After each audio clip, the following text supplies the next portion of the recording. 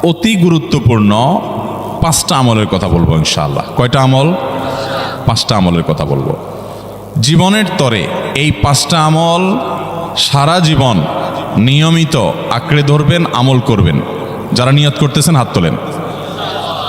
আল্লাহ আমাদের সবাইকে আমল করার তৌফিক দান করুন। আল্লাহ আমাদের সবাইকে কবুলার মঞ্জুর করুন। নাম্বার 1, সবচেয়ে বেশি যেটা করতে হবে পরিমাণে, জুমার দিন, জুমার রাত, বৃহস্পতিবার সন্ধ্যা থেকে নিয়ে শুক্রবার সন্ধ্যার আগ পর্যন্ত পরিমাণে সবচেয়ে বেশি করতে হবে যে আমলটা, সেটা হলো দুরূদ শরীফের আমল। কিসের আমল? ভাইরা, দুরূদ এমন একটা আমল, আপনি যদি শুধু দুরূদের এই আমলটাকে আঁকড়ে ধরেন, সবসময় আপনার মুখ দিয়ে দুরূদ বের হতে থাকে, পড়তে থাকেন, তো নবী করিম সাল্লাল্লাহু আলাইহি সাল্লামের ভাষ্য অনুযায়ী, তার ওয়াদা অনুযায়ী, ইদান তুকফা হাম্মুক ওয়া তুগফার যামবুক, তোমার যত পেরেশানি আছে নবী সাল্লাল্লাহু আলাইহি সাল্লাম বলেছেন, এই সব পেরেশানি দূর করার জন্য এই দুরূদের আমলটা যথেষ্ট হবে ইনশাআল্লাহ। এবং গুনাহ মাফের জন্য এই দুরূদের আমলটা কি হবে? যথেষ্ট হবে। নবী করিম সাল্লাল্লাহু আলাইহি সাল্লাম বলেছেন, মান সাল্লা আলাইয়া মাররাতান সাল্লাল্লাহু আলাইহি আশরা, যে ব্যক্তি আমার প্রতি একবার দুরূদ পাঠ করবে, আল্লাহ রাব্বুল আলামিন তার প্রতি 10 বার রহমত নাজিল করবেন। কয়বার রহমত নাজিল করবেন? আপনার জীবনে 10টি জায়গায় খুব ক্রাইসিসে পড়ে গেছেন, কোনো জটিল সিচুয়েশনে মুখোমুখি হয়ে গেছেন, বিপদের মধ্যে পড়ে গেছেন, ওই জায়গায় আল্লাহর রহমত পাবেন। এরকম একবার দুরূদ পাঠ করবেন, হক আদায় করে যথাযথভাবে মহব্বতের সাথে 10 করবেন। নবী করিম সাল্লাল্লাহু আলাইহি ওয়াসাল্লাম বলেছেন, আকসিরু আলাইয়া মিনাস সালাতি মিন ইয়াউমিল জুমআতি ওয়া লাইলাতিল জুমআহ, তোমরা জুমার দিন এবং জুমার রাতে আমার প্রতি বেশি বেশি দুরূদ পাঠ করবে, দুরূদ প্রেরণ করবে। ফাইন্না সালাতাকুম মারুদাতুন আলাই, কারণ তোমরা যে দুরূদ পাঠ করো এটা আমার কাছে পেশ করেন আল্লাহর ফেরেশতারা, এবং রীতিমতো নামধাম সহকারে আল্লাহর একদল ফেরেশতা নিয়োজিত আছে। তারা বলেন, আল্লাহ, হে আল্লাহ রসুল, আপনার অমুক উম্মত, অমুক অনুসারী, আল্লাহর অমুক বান্দা পৃথিবীর অমুক প্রান্ত থেকে, অমুক দেশ থেকে, অমুকের সন্তান, সে আপনার প্রতি দুরূদ পেশ করেছে জুমার দিনে, জুমার রাতে বা অন্য সময়ে। এটা নবী করিম সাল্লাল্লাহু আলাইহি সাল্লামের কাছে রিপোর্ট দেওয়া হয় আল্লাহর নিযুক্ত ফেরেশতাদের মাধ্যমে। আপনি যখন দুরূদ পাঠ করবেন, আপনার ভিতরে এই ফিল হবে যে আমি দুরূদ পাঠ করছি, আর আমার নবীর কাছে এটা উপস্থাপিত হচ্ছে আমার নাম ধাম, আমার রিপোর্ট সহকারে। এই জন্য শুক্রবার দিন এবং রাত, অর্থাৎ বৃহস্পতিবার সন্ধ্যা থেকে নিয়ে শুক্রবার সন্ধ্যা পর্যন্ত এই 24 ঘন্টার মধ্যে নবী করিম সাল্লাল্লাহু আলাইহি সাল্লামের ভাষ্য খেয়াল করেন, আকসিরু আলাই। ওলামা একরাম জানেন, নবী আলাইহিস সালাম সাধারণত কোনো আমল পরিমাণে বেশি করতে বলতেন না। পরিমাণে বেশি করতে বলার মতো আমল খুব কম ইসলামে। গোটা কোরআন যদি খোলেন আপনি, পরিমাণে অধিক করতে বলা হয়েছে এরকম আমল খুব বেশি পাবেন না। তোমরা বেশি বেশি করে নামাজ পড়ো, বেশি বেশি করে রোজা রাখো, এরকম কথা কোরআন হাদিসে নাই। অবশ্যই একজন ইমানদার 5 ওয়াক্ত ফরজ নামাজের পাশাপাশি অধিক পরিমাণে নফল নামাজও পড়বেন, সেটা ভিন্ন কথা। কিন্তু কোরআনে বেশি পরিমাণে আল্লাহর জিকির করার কথা বলা হয়েছে। আর নবী করিম সাল্লাল্লাহু আলাইহি সাল্লাম বৃহস্পতিবার সন্ধ্যা শুরু হলে শুক্রবার সন্ধ্যার আগ পর্যন্ত বেশি পরিমাণে করতে বলেছেন যে কাজটা, সেটা হলো দুরূদ শরীফের আমল। অতএব ভাইরা আমার, বৃহস্পতিবার সন্ধ্যা থেকে নিয়ে শুক্রবার সন্ধ্যা পর্যন্ত, আপনি দোকানদার মানুষ, বৃহস্পতিবারে ব্যবসা করছেন, দোকানদারি করছেন, কোনো অসুবিধা নেই। আপনার অবসর সময়গুলোতে মুখ দিয়ে দুরূদ পড়তে থাকবেন। দুরূদের মধ্যে সবচেয়ে শ্রেষ্ঠ দুরূদ হলো নামাজে যেটা পড়েন, দুরূদ ইব্রাহিম। আল্লাহুম্মা সাল্লি আলা মুহাম্মদ ওয়া আলা আলি মুহাম্মদ কামা সাল্লাইতা আলা ইব্রাহিম ওয়া আলা আলি ইব্রাহিম ইন্নাকা হামিদুম। আল্লাহুম্মা বারিক আলা মুহাম্মদ ওয়া আলা আলি মুহাম্মদ কামা বারাকতা আলা ইব্রাহিম ওয়া আলা আলি ইব্রাহিম ইন্নাকা হামিদুম। তাহলে দুরূদের এই আমলটা, এটা করার জন্য আল্লাহ তাআলা এমন সহজ করে দিয়েছেন যে ওযুর প্রয়োজন নাই। আপনার ওযু নাই, তারপর আপনি দুরূদ পাঠ করতে পারবেন। এবং আপনি এই বড় দুরূদ পড়ার মতো সময় নাই, তো আপনি একেবারে সবচেয়ে সংক্ষিপ্ত দুরূদ পড়েন সাল্লাল্লাহু আলাইহি ওয়াসাল্লাম, তাতেও দুরূদ পাঠের সওয়াব পাবেন। চেষ্টা করবো তো ইনশাআল্লাহ। শুক্রবার আসবে, দুরূদ বেশি বেশি করে পাঠ করব। আপনি দোকানে কাজ করেন, আপনার দোকানে আপনার সহকর্মী আরও কাজের লোক আছে, আপনি সবাইকে স্মরণ করাবার জন্য নিজে জোরে জোরে দুরূদ শরীফ পড়বেন এবং বলবেন যে শুক্রবার শুরু হয়ে গেছে, সবাই দুরূদ শরীফের আমল করো। ভাইরা আমার, আমি আমার জীবনের কথা বলতে পারি। আমার জীবনে ওই যে হাদিসের উপরে ইয়াকিন এবং বিশ্বাস আলহামদুলিল্লাহ ছিল। আমার জীবনে আমি অনেকবার দেখেছি এরকম জটিল পরিস্থিতি হয়েছে যে দেয়ালে পিঠ থেকে গেছে, নড়ার জায়গা নাই, আর কোনো আপাত দৃষ্টি থেকে এই বিপদ থেকে উদ্ধারের কোনো পথ নাই। দুরুদ, ইস্তেগফার, দোয়া ইউনুস, এই 3 আমল পাশাপাশি ইয়াজাল জালাল ওয়াল ইকরাম, এই 4টা জিনিসকে এমনভাবে ধরছে, বিশেষ করে দুরুদ, স্পেশালি সারাক্ষণ দুরুদ। আল্লাহ রাব্বুল আলামিন এমনভাবে সহযোগিতা করেছেন, এমনভাবে উদ্ধার করেছেন যে কল্পনা করলে অবাক লাগে এখন যে এটা কিভাবে সম্ভব। ভাইরা আমার, এক সাহাবী নবী করিম সাল্লাল্লাহু আলাইহি ওয়াসাল্লামের কাছে এসে বলছে, ইয়া রাসূলুল্লাহ, আমি যে দোয়া করি এই দোয়ার মধ্যে আমি নিজের জন্য করব, আমার ছেলে মেয়ের জন্য করব, অনেক কিছু করব, এটা সেটা, রিজিক চাইবো, সুস্থতা চাইবো, অনেক কিছুই তো আল্লাহর কাছে চাইবো। আপনি তো আল্লাহর রাসূল, আপনার জন্য দোয়া করলে আমাদেরই লাভ, একবার দোয়া করলে আল্লাহ 10 বার রহমত নাজিল করবেন, তো আপনার জন্য আমার দোয়ার ভিতরে কত পার্সেন্ট রাখবো? সাহাবী বারবার বিভিন্ন পার্সেন্টেজ বলছিলেন যে 3 ভাগের 1 ভাগ আপনার জন্য রাখি ইয়া রাসূলুল্লাহ, অর্ধেক রাখি, আরো বেশি করে রাখি। তিনি যত বলছেন নবী করিম সাল্লাল্লাহু আলাইহি ওয়াসাল্লাম আরো বাড়ানোর জন্য তাকে উৎসাহ দিচ্ছিলেন। এক পর্যায়ে যখন তিনি বললেন, ইয়া রাসূলুল্লাহ, আমি আমার কোনো দোয়ার সবটুকু যখন আপনার জন্য নিবেদন করব, আমি কোনো একবার যখন দোয়া করব, দোয়া শুধু আপনার জন্যই করব যখন, অর্থাৎ পিওর দুরূদ যখন পড়ব, নিজের জন্য আর কিছু চাইব না, শুধু আপনার জন্যই যদি চাই কোনোবার, তাহলে তখন নবী করিম সাল্লাল্লাহু আলাইহি ওয়াসাল্লাম বলেছেন, ইদান তুকফা হাম্মুক ওয়া তুগফার যামবুক, তাহলে তোমার সকল পেরেশানি থেকে উদ্ধারের জন্য এই দুরূদটাই যথেষ্ট হয়ে যাবে, এবং তোমার সকল গুনাহ মাফের জন্য এটা যথেষ্ট হয়ে যাবে।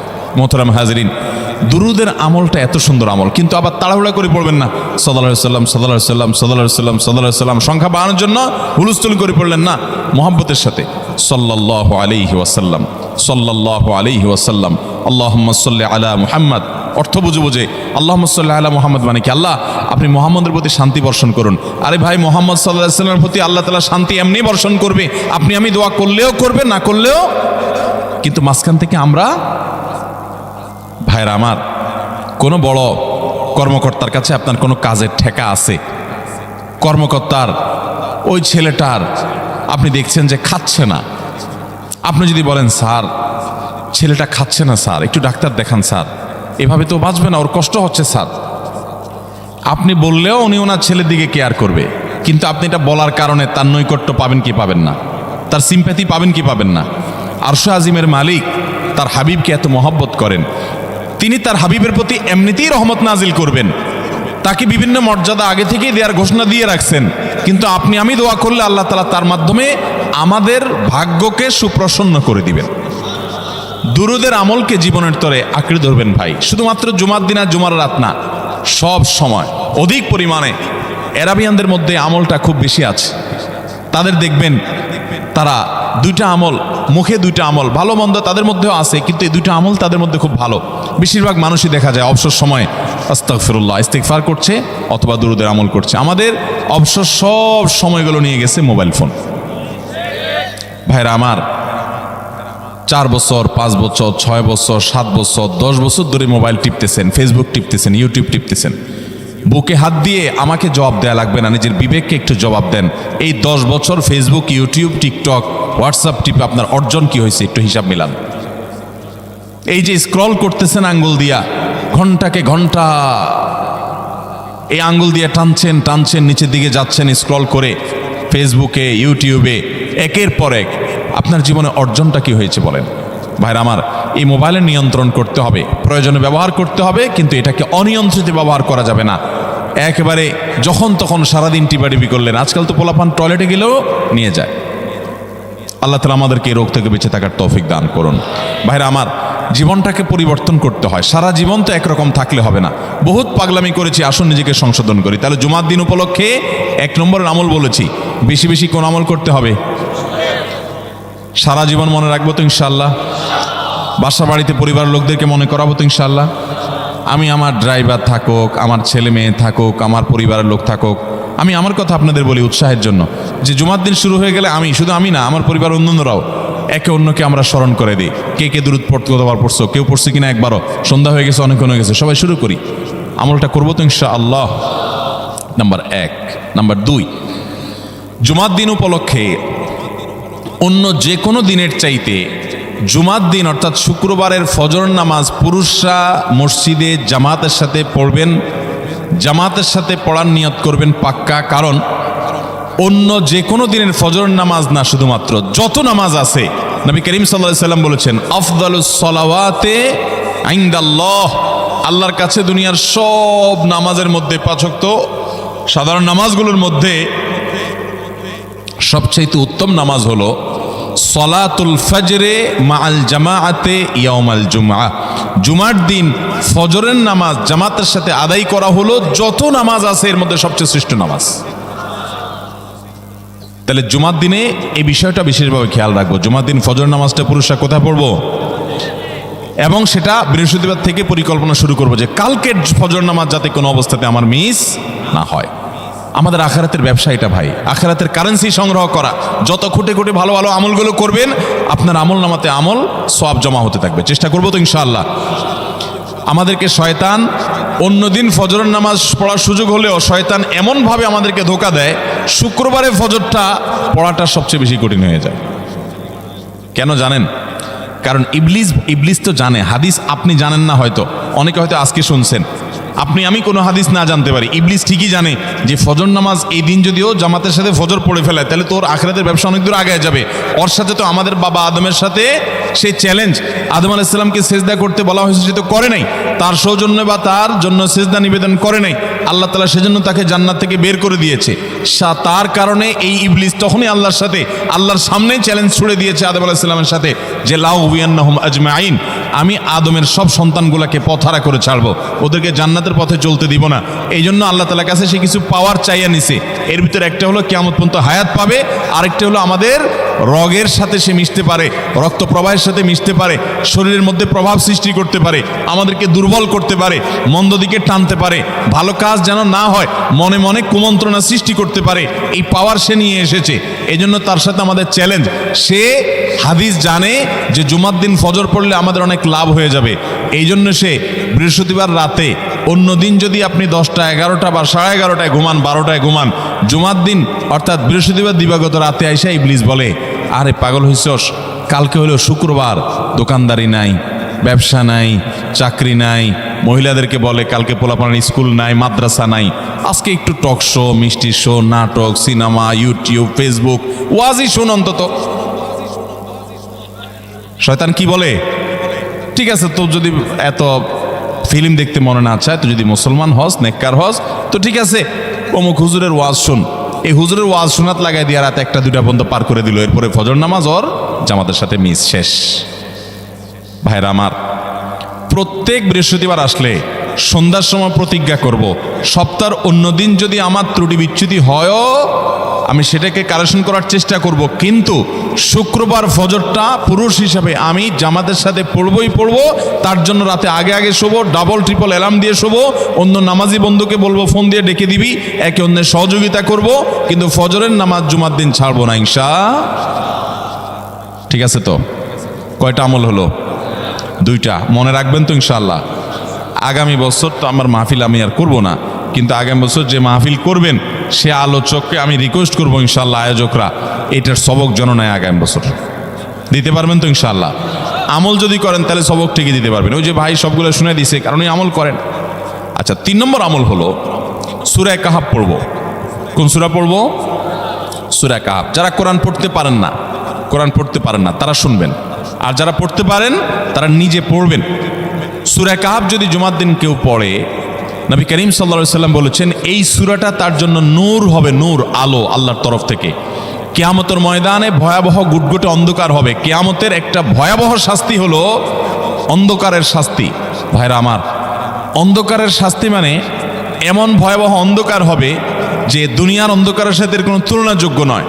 সেই ভয়াবহ অন্ধকারে কিছু আমল আছে যে আমলগুলো মানুষের ওই অন্ধকারের মধ্যে আলোর কাজ দিবে। এর মধ্যে একটা হলো অজুর অঙ্গগুলো যদি কেউ ভালো করে অজু করে, সুন্দর করে ডলে ডলে যেন শুকনা না থাকে, উত্তম রূপে যদি অজু করে, কেউ পানি অপচয় না করে, পানি অল্প নয় কিন্তু ডলে বেশি, সুন্দর করে যদি কেউ অজু করে, এই অজুর অঙ্গগুলো কিয়ামতের ময়দানে উজ্জ্বল হয়ে জলজল করে জ্বলতে থাকে এবং তার জন্য আলোর কাজ দেয়। সবাই যখন অন্ধকারের আযাবের মধ্যে নিমজ্জিত থাকে, হাউতাশ করে, তখন এই ব্যক্তির এই আমলটা তার আলো ভূমিকা আসে। আর আরেকটা হলো এই সূরা কাহফ। অন্য অনেক ওলামা ইকরাম বলেছেন এর ব্যাখ্যা হলো সূরা কাহফ যদি কেউ এক বৃহস্পতিবারে পড়ে, পরের বৃহস্পতিবার পর্যন্ত, এক শুক্রবারে যদি পড়ে, পরের শুক্রবার আগ পর্যন্ত পুরো সপ্তাহব্যাপী তার ভিতরে নূর, ঈমানের নূর, তাকওয়ার নূর, ইলমের নূর, আমলের নূর, ভালো মানুষ হওয়ার নূর তার ভিতরে আল্লাহ তাআলা সৃষ্টি করে দিবেন। এই জন্য জুমার দিন সূরা কাহফ পড়বো তো ইনশাআল্লাহ। আলহামদুলিল্লাহ ভাই, আপনাদেরকে যে আমলগুলো করছি এগুলো আমি, আমার পরিবার সদস্য, পরিচিত, সহকর্মী, আমি চেষ্টা করি সবাইকে স্মরণ করানোর এবং আমল করার চেষ্টা করি। আপনাদেরকেও বলছি ভাই, জুমার দিন যেহেতু, অতএব আজকে জুমার দিন উপলক্ষে বলে যাচ্ছি, জুমার দিনের এই 14-15টা আমলের মধ্যে সামারি করে আমি 5টা আমল করে দিচ্ছি যে এগুলোর গুরুত্ব অনেক বেশি অন্য অনেকগুলো চাইতে, এগুলো বিশেষভাবে করব। তাহলে এর মধ্যে প্রথমটা চলে গেল দুরুদ বেশি বেশি করে পড়ব। দ্বিতীয়টা হলো জুমার দিনের ফজর নামাজ কোন অবস্থাতে জামাতের সাথে পড়া মিস করব না, কারণ নবী সাল্লাল্লাহু আলাইহি সাল্লাম বলেছেন সকল নামাজের মধ্যে সবচেয়ে সেরা, উত্তম, শ্রেষ্ঠ নামাজ, অর্থাৎ ওয়াক্তিয়া নামাজের মধ্যে সবচেয়ে শ্রেষ্ঠ নামাজ হলো জুমার দিনের ফজরের নামাজ জামাতের সাথে পড়া। তাহলে মহিলারা কি করবে? মহিলারা পুরুষদেরকে উঠায় উঠায় মসজিদে পাঠিয়ে দিবে এবং সহযোগিতা করবে, তাহলে তার মাধ্যমে তারাও একই সওয়াব পেয়ে যাবে। আর 3 নম্বর আমলে বলেছিলাম সূরা কাহফ, এটা নারী পুরুষ সবাই করবে বেশি বেশি করে, ঠিক আছে তো ইনশাআল্লাহ? আমরা অনেক ভাই আছি সপ্তাহের 6 দিন আমাদের কোরআন পড়ার সুযোগ হয় না, তো অন্তত জুমার দিন সূরা কাহফটা যদি আপনি বাধ্যতামূলক করেন, আলহামদুলিল্লাহ, এটা অনেক বড় সূরা, পড়তে আপনার 20-25 মিনিট 30 মিনিট সময় পর্যন্ত লেগে যাবে। আপনি আধা ঘন্টা সময় ধরে যদি আস্তে আস্তে সুন্দর করে পড়েন, তো সপ্তাহে একবার অন্তত কোরআনের সাথে আপনি সময় দিলেন। আরেকটা সুসংবাদ শুনেন, সূরা কাহফ যদি কেউ মুখস্থ করে, তেলাওয়াত করে নিয়মিত, বিশেষ করে সূরা কাহফের প্রথম 10টা আয়াত যদি কেউ মুখস্থ করে, নবী করিম সাল্লাল্লাহু আলাইহি সাল্লাম বলেছেন কিয়ামতের আগে দাজ্জালের যে ফিতনা আসবে, যেই ফিতনায় বহু মানুষ দাজ্জালকে আল্লাহ মনে করে বেঈমান হয়ে জাহান্নামে যাবে, এই ফিতনা থেকে পৃথিবীতে এমন কোনো নবী ছিল না, এমন কোনো রাসূল আসেন নাই। এই মানব ইতিহাসের প্রথম মানুষ আদম আলাইহিস সালাম থেকে নিয়ে আমাদের মুহাম্মদ সাল্লাল্লাহু আলাইহি সাল্লাম পর্যন্ত এই লক্ষ লক্ষ যত নবী রাসূল এসেছে, সমস্ত নবী রাসূলরা একটা ব্যাপারে সাবধান করে গেছেন, দাজ্জাল আসবে, যে দাজ্জালের হাতে পাওয়ার থাকবে এত বেশি, অলৌকিকত্ব থাকবে এত বেশি, সে মরা মানুষকে জিন্দা করে ফেলবে, জিন্দা মানুষকে বলবে সে মরে যাবে, তার হাতেই সব কন্ট্রোলিং পাওয়ার থাকবে, দুনিয়ার সমস্ত রিজিক তার হাতে কক্ষিগত থাকবে, এমন পাওয়ার থাকবে তাকে দেখে মানুষ বলবে হ্যাঁ এই তো আল্লাহ, এই তো সব কিছু পারে, বেঈমান হয়ে যাবে। এই দাজ্জালের ফিতনায় তোমরা পড়বা না, বেঁচে থাকবা। বুদ্ধি দিয়া বিবেক দিয়ে মানুষ বাঁচতে পারবে না। দাজ্জালের ফিতনা থেকে বাঁচার জন্য সকল নবী রাসূলরা এই জন্য সাবধান করেছেন। আমাদের নবী সাল্লাল্লাহু আলাইহি সাল্লাম নামাজের শেষ বৈঠকে দোয়া মাসুরের জায়গায় একটা দোয়া পড়তেন, আল্লাহুম্মা ইন্নী আউযু বিকা মিন আযাবিন নার ওয়া আযাবিল কবর ওয়া আউযু বিকা মিন ফিতনাতিল মাহইয়া ওয়াল মামাত ওয়া আউযু বিকা মিন শাররি ফিতনাতিল মাসীহিদ দাজ্জাল। আল্লাহ আপনার কাছে দাজ্জালের ফিতনা থেকে পানা চাই। 1450 বছর হয়ে গেছে, এখনো দাজ্জালের আবির্ভাব হয় নাই, হবে কিয়ামতের আগে, কখন হবে আল্লাহ ভালো জানেন। কিন্তু নবী সাল্লাল্লাহু আলাইহি সাল্লাম বলেছেন সূরা কাহফের প্রথম 10 আয়াত যদি কেউ মুখস্থ করে, তো এই ব্যক্তিকে আল্লাহ রাব্বুল আলামিন এবং যদি তেলাওয়াত করে, এই ব্যক্তিকে আমলের মাধ্যমে দাজ্জালের ফিতনা থেকে আল্লাহ বাঁচিয়ে রাখবেন। দাজ্জাল তো অনেক পরের কথা, কোথাকার কোন আল্লাহর প্রতি অবিশ্বাসী মুশরিক বা কাফের খেলোয়াড় একটু পায়ের ভেলকি দেখায়, লক্ষ লক্ষ কোটি কোটি মানুষ হুমড়ি খেয়ে তার ভক্ত হয়ে ইমানি চেতনা, আমলি চেতনা, তাকওয়া, তাহারাত সব খুঁয়ে বসে থাকে। আর সেখানে দাজ্জালের মতো এরকম মিরাকল, সব মিরাকল তার হাতে থাকবে। এরকম পরিস্থিতি যখন আসবে তখন মানুষ কি করবে? এখন এই যে তথ্য প্রযুক্তির উন্নতির এই সময়ে কত মুসলমানের সন্তান বেঈমান হয়ে যাচ্ছে, বিজ্ঞানরাই তারা আল্লাহ বানায় বসে থাকতেছে, আছে না নাই? ধারণামূলক বিষয়কে তারা চূড়ান্ত বিষয় বানিয়ে বসে আছে, বেঈমান হয়ে যাচ্ছে। এবং টাকার যে কারিশমা, টাকা দিলে সব হয়ে যায়, টাকা নাই তো কিছুই হয় না। এই জন্য বেঈমান হয়ে অনেকে বলে যে টাকাই নাকি দ্বিতীয় খোদা, নাউজুবিল্লাহ। ভাইরা আমার, দুনিয়ার এই ভেলকি কি দেখছি আমরা? কিয়ামতের আগে ভেলকি আরো অনেক দেখবে আমাদের পরবর্তী প্রজন্ম, আমাদের ছেলে মেয়েরা, নাতিপুতিরা আরো অনেক ভেলকি দেখবে।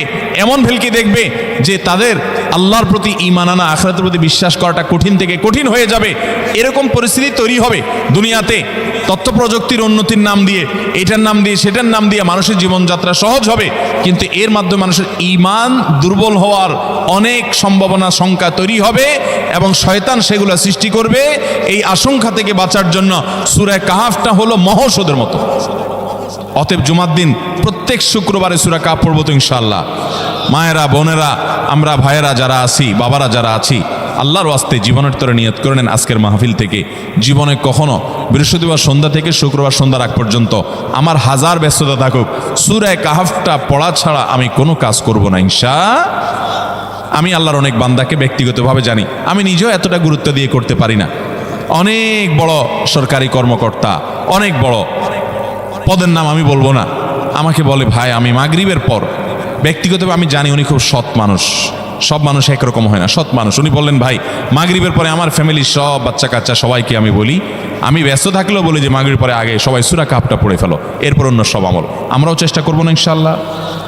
কয়টা আমল গেল? ফরজ গোসল হলে ফরজ গোসল করবে, উত্তম রূপে গোসল করবে, ভালো করে গোসল করবে জুমার দিন। ওয়ামাশা ওয়ালামিয়ার কাব, জুমার নামাজের জন্য পায়ে হেঁটে মসজিদে যাবে, বাহনে চড়বে না। কেউ যদি মাজুর হয় সে বাহনে চড়লেও চলবে, কিন্তু সাধারণ যারা সুস্থ আছেন পায়ে হেঁটে মসজিদে যাবেন, বাহনে চড়লেন না। জুমার দিনের কথা, জুমার নামাজের কথা। ওয়াদানা মিনাল ইমামে ওয়ালামিয়ালগু, ইমামের কাছাকাছি গিয়ে বসবে, দূরে না, যত কাছে যেতে পারে একদম সামনের কাতার ইমামের কাছাকাছি গিয়ে বসবে, কোনো অনর্থক কথা বলবে না, দুনিয়াবি কথা বলবে না, বেহুদি কাজ করবে না। ওখানে গিয়ে যতক্ষণ সময় পাবে জিকির, আজকার, তেলাওয়াত, তাসবিহ, দোয়া, রোনাজারি, কান্নাকাটি, বই পড়া, দিনী কাজ করা, এর মধ্যে সে কাটাবে নিজেকে। এই কয়েকটা কাজ যদি করে তাহলে কাজ কয়টা হলো? আগে আগে ঘুম থেকে উঠা, ওই যে ফজর নামাজ জামাতের সাথে পড়া ইত্যাদি, গোসল করা উত্তম রূপে, আর পায়ে হেঁটে মসজিদে যাওয়া, বাহনে না চড়া। 4 নম্বর হলো ইমামের কাছাকাছি গিয়ে বসা, কোনো অনর্থক কাজ না করা।